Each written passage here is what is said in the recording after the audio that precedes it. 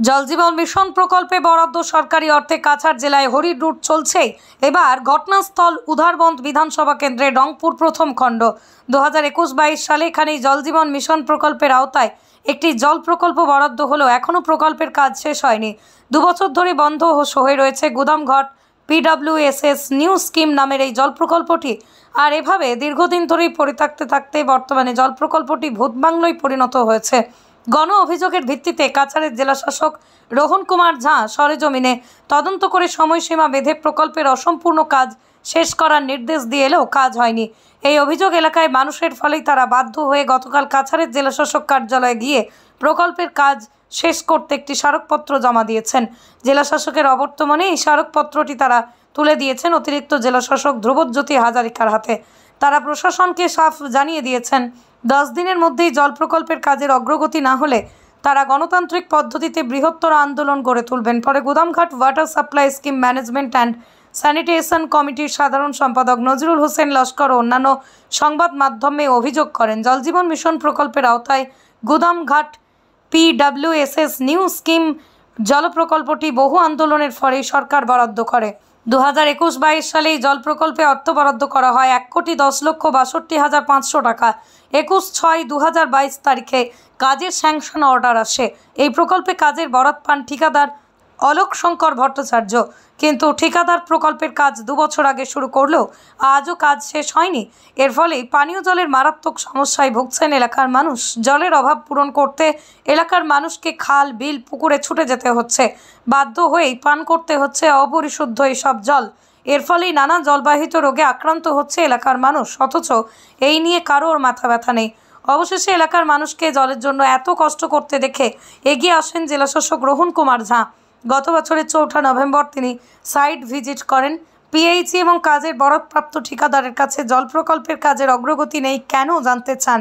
PHE জেলাশাসককে জানায় sanitation committee এখনও গঠন করা হয়নি, তাই কাজের অগ্রগতি নেই। পরে জেলাশাসক এলাকাবাসীকে কমিটি গঠনের নির্দেশ দেন।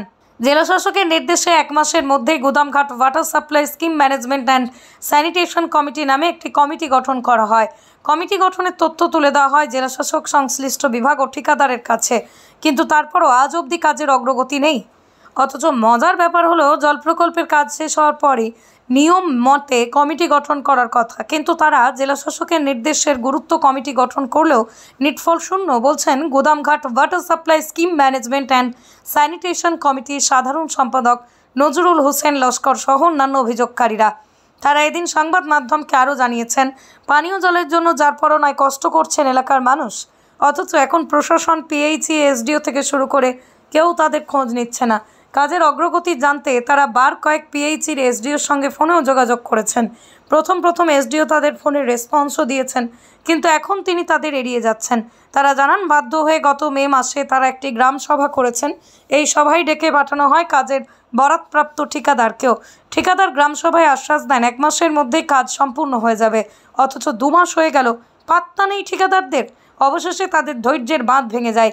গতকাল তারা জেলাশাসক কার্যালয়ে ছুটে যান। জেলাশাসকের অবর্তমানে অতিরিক্ত জেলাশাসক ধ্রুবজ্যোতি হাজারিকার হাতে শীঘ্রই প্রকল্পের কাজ শেষ করতে এক স্মারকপত্র তুলে দেন। তাদের সাফ কথা, 10 দিনের মধ্যে যদি কাজের অগ্রগতি না হয় তাহলে তারা গণতান্ত্রিক পদ্ধতিতে বৃহত্তর আন্দোলন গড়ে তুলবেন। শিলচরের নিকটবর্তী গ্রাম রংপুর প্রথম খণ্ড প্রায় 20 বছর থেকে কোনো পানীয় জলের কোনো ব্যবস্থা নেই, এবং আমরা অনেক আন্দোলনের পরিপ্রেক্ষিতে পরে আমরা প্রকল্প ব্যবস্থা পেয়েছি। সরকার কর্তৃক 2022 সনে আমাদেরকে একটি প্রকল্প নির্মাণ করার জন্য অর্ডার হয়েছে, এবং সেই অনুযায়ী আমাদের এখানে একজন কন্ট্রাক্টর, ওনার নাম হচ্ছে অলোক শঙ্কর ভট্টাচার্য মহোদয়, উনি কাজে বরাদ্দ পেয়েছেন এবং উনি 2022 থেকে ওই প্রকল্পটি নির্মাণের জন্য শুরু করেছেন। কিন্তু এখনও অবধি 2024 হয়ে গেছে, এখনও অবধি এখানে কাজের কোনো অগ্রগতি নেই। আমাদের এখানে DC মহোদয় উনি গত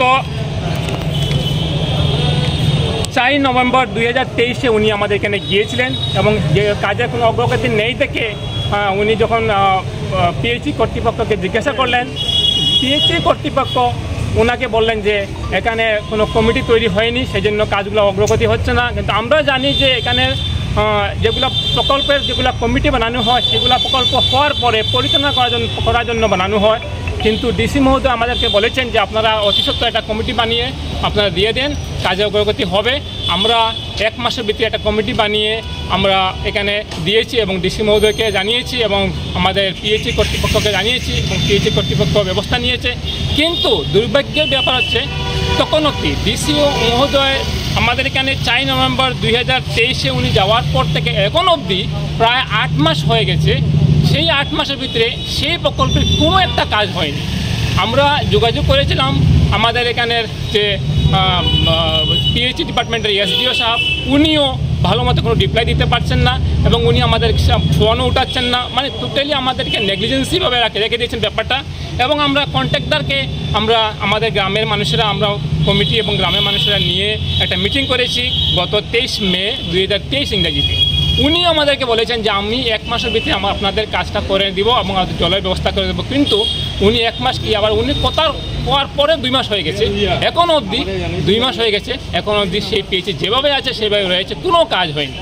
তো আমরা কন্ট্রাক্টর মহোদয়ের কাছ থেকে আমরা কোনো কাজের কোনো অগ্রগতি পাচ্ছি না এবং আমাদের পিএইচই ডিপার্টমেন্টের তরফ থেকে কোনো ধরনের আশ্বাস পাচ্ছি না। আমরা এক ধরনের হতাশ হয়ে গেছি। আমরা আজকে এসেছিলাম ডিসি মহোদয়ের কাছে আমরা একটা মেমোরেন্ডাম মধ্যে একটা কমপ্লেন নিয়ে এসেছিলাম যে পিএইচই ডিপার্টমেন্ট এবং কন্ট্রাক্টর কোনো ব্যবস্থা নিচ্ছে না। তো আমরা ওনাকে পাইনি। তো আমরা সঙ্গে সঙ্গে এডিসি মহোদয় ধ্রুবজ্যোতি হাজারিকা মহাশয়কে পেয়েছি এবং ওনাকে আমাদের এই গ্রিভেন্সটা বলেছি এবং উনি বলছেন আমি এটা দেখে নেব। আর উনি আমাদেরকে আশ্বাস দিয়েছেন, আমরা সেই আশ্বাসে এখনও আমরা আশায় আছি এবং যদি কোনো ব্যবস্থা 10 দিনের ভিতরে না নেওয়া হয় তাহলে আমরা গণতান্ত্রিকভাবে আমরা বিভিন্ন আন্দোলনের আমরা সম্মুখীন হব এবং আন্দোলন করে যাব সেই পিএইচই পাওয়ার জন্য।